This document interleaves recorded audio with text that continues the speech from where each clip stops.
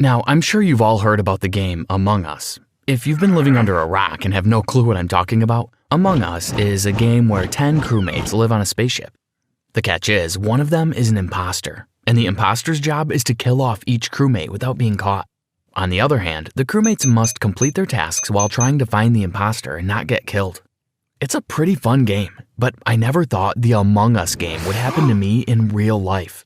When I was 16 years old, something terrible happened to the kids in my class, and that's when I found out there was a real-life imposter in my class. I grew up in a really rural area. There wasn't much around. The closest city was hours away, and my neighborhood was really small. I knew everyone, and everyone knew me. My class was also very small, with only 9 kids in total, including my best friend, Jeremy. Jeremy and I had grown up together since we were practically fetuses, as our moms were best friends too. Jeremy and I did everything together, and he was more like a brother than a friend. School was pretty much normal. We had assignments, did work, got detention, the usual stuff. Jeremy and I stuck through it all together, and I was so glad to have him as my best friend because he made such boring things become a lot more fun. Not much happened in our town. There wasn't much crime because everyone knew each other, and that would be like stealing from your own family. It just didn't make sense. But it could also get quite mundane. With only 9 kids in my class, there wasn't much drama to get excited about or fights to feel anxious about. Sometimes I wished something exciting would happen, but I should have never made such a careless wish. One day, a new student came to our class. The teacher introduced her as Abigail, and she looked like a really shy girl. I was also slightly creeped out by her. She always seemed to be staring at me, and it was almost like she never blinked. Her eyes had bags under them, and she was also wearing quite raggy clothes. I looked away as she sat down, and I made a face at Jeremy. Jeremy chuckled. He understood how I felt. Abigail was a weird kid. For a few weeks, nothing significant happened at school. We just continued our studies, except we had a new kid among us. She didn't speak much in class. She pretty much kept to herself, but then something happened that changed everything. One of my other friends, Michael, didn't turn up for class suddenly. When our names were called in the morning, his voice was absent. I was surprised. As far as I was concerned, Michael had never missed a day of school. He was quite academic and wanted perfect attendance at school. One time, he tried to come after he had just had surgery the day before, but his parents, as well as the school principal, managed to persuade him not to come if they marked him as present anyway. You can imagine my shock when Michael wasn't in class. Was he sick? Something terrible must have happened to him to make him miss school. "Jeremy, where's Michael?" I whispered to Jeremy while the teacher was still calling names. "I don't know," replied Jeremy. He looked concerned. "Should we go to his house and see what's wrong?" I asked. "Sure, let's go after school," he replied. Once school ended, we went straight over to Michael's house. Like I said, we knew everyone in this town. It wasn't hard finding Michael's house. When we arrived, the door was already slightly ajar. I peered in and was shocked to find 2 policemen were already there. I knocked on the door. Michael's mom appeared, looking stressed. "Luke, what is it?" she said to me. "Oh, hi, Mrs. Johnson," I replied. "We were just wondering if Michael is all right." Michael's mom closed her eyes, and to my horror, I discovered that she was crying. "Michael is missing," she said after a while. I looked at Jeremy with wide eyes. "Missing?" asked Jeremy in shock. Michael's mom nodded.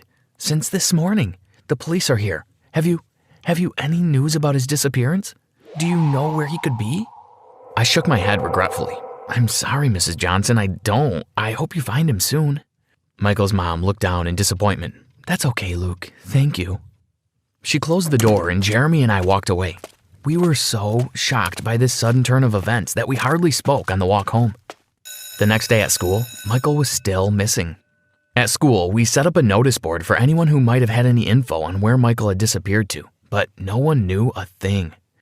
It was as if he vanished out of thin air. Now, if there had only been that one disappearance, I may have been able to move on. Sure, it was absolutely terrible that Michael was missing, but I was willing to move on with my life. That is, until the next victim turned up. It had been a week since Michael's disappearance. We were sitting in class waiting for the students to fill in, but I noticed that there were only 8 kids. I realized that Emily was missing. "Mr. Layson, Emily isn't here," I raised my hand and told the teacher.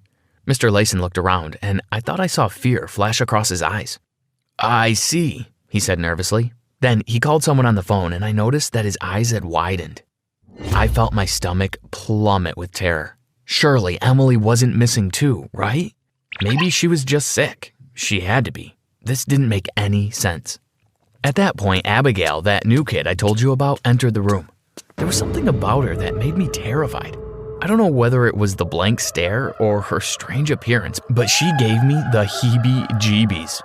I made sure I stayed away from her for the rest of the day. Unfortunately, my fears were confirmed. Emily had disappeared. She had left her house that morning to walk to school, but she must have disappeared on the way there because she never made it to school. The public was going crazy. They were getting really mad at the police too. First Michael, now Emily. Something big was going on here. Meanwhile, I was getting really suspicious of Abigail. It seemed too coincidental that she turned up at our school, and suddenly 2 students went missing. I was super sus of her, and I really believed she had something to do with it. I decided to talk to Jeremy about my suspicions. I think Abigail may have something to do with Michael and Emily's disappearance, I said to Jeremy while he was over at my house one evening. Really? He said. Why? It seems like too much of a coincidence that Abigail suddenly turns up and 2 students go missing, you know what I mean? I was scared Jeremy would start thinking I was a freak, but to my relief, he agreed with me. Luke, I've been thinking the exact same thing, he said.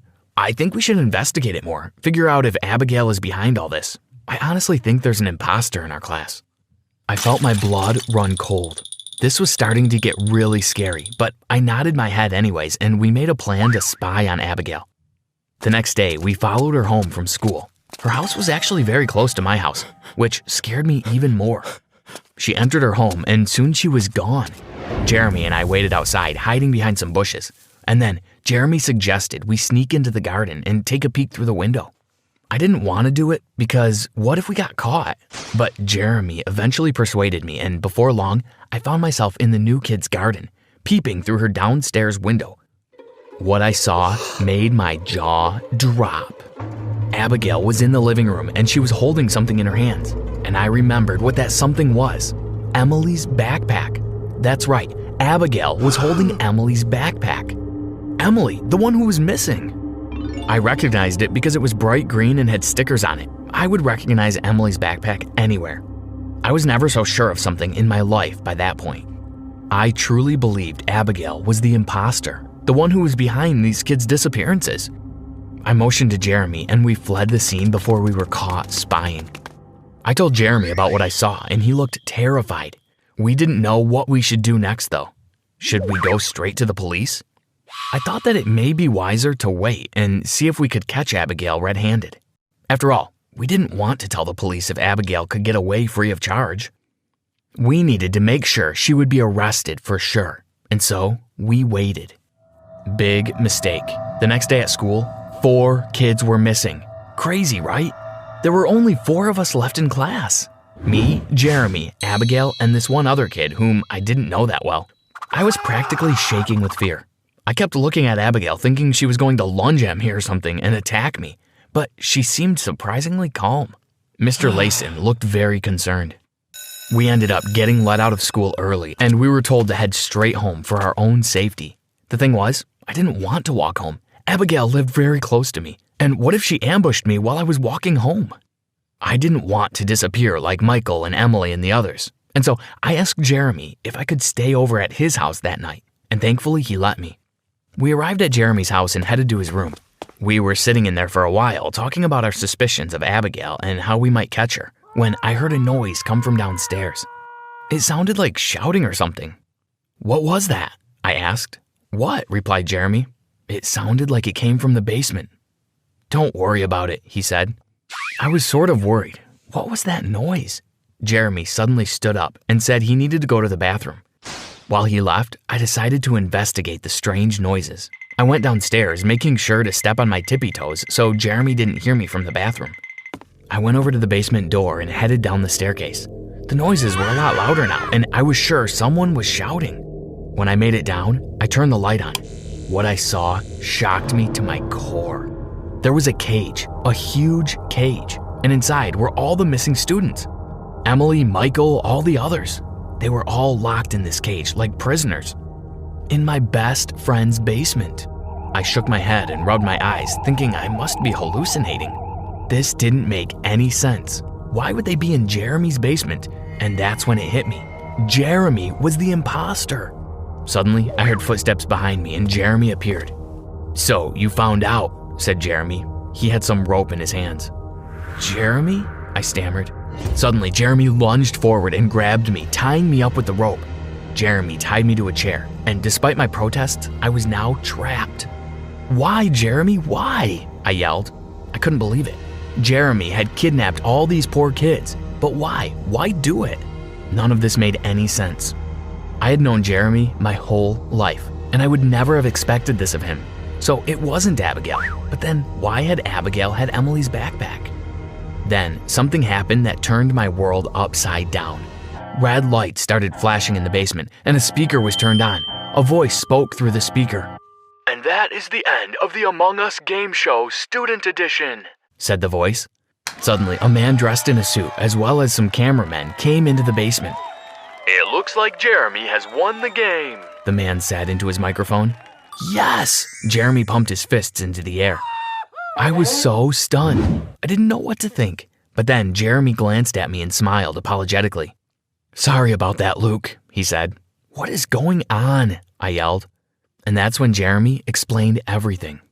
The whole thing had been part of the game show. Michael's disappearance, Emily's disappearance, the others going missing. It had all been part of this game show that had taken place. Everyone was in on it, the parents, the teachers, even the police. The only people that had no idea were myself and the students in my class. Jeremy had been contacted by the game show and had been told to play as the imposter, kidnapping these students and hiding them in his basement. If he managed to fool everyone and win, he would get a grand prize of $1 million. But what about Abigail? I asked in shock. She had Emily's backpack. "Oh, I planted that there," said Jeremy. "You never suspected it was me. Thanks, Luke. But don't worry, I'll share the cash prize with you. You deserve it." And that concludes my story. I had a real-life imposter in my class, and things did not turn out how I expected them to be. What do you think? Would you have been able to figure out the imposter if you were in my shoes? Comment your thoughts down below.